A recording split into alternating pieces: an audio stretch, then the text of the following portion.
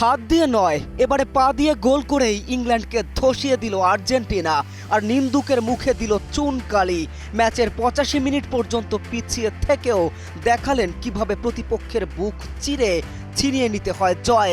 দেখালেন ফুটবল কারে কয়, দেখালেন এভাবেই জিততে হয়।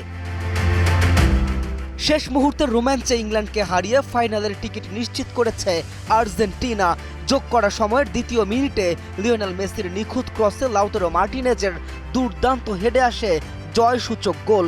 আর কয়েক মিনিট আগেই 85তম মিনিটে বক্সের বাইরে থেকে দুর্দান্ত এক শটে সমতা ফিরিয়েছিলেন এনজো ফার্নান্দেস। তার আগে অ্যালেক্সিস ম্যাক অ্যালিস্টারের একটি হেড পোস্টে লেগে ফিরে এসে ইংল্যান্ডকে স্বস্তি দিয়েছিল বটে, তবে সেটা স্থায়ী হতে দেয়নি। এর আগে দ্বিতীয়ার্ধে 55তম মিনিটে মর্গান রজার্সের দারুণ ক্রস থেকে অ্যান্থনি গর্ডনের গোলে এগিয়ে গিয়েছিল ইংল্যান্ড। সেই গোলের পর আর্জেন্টিনা আক্রমণের গতি বাড়িয়ে দেয়।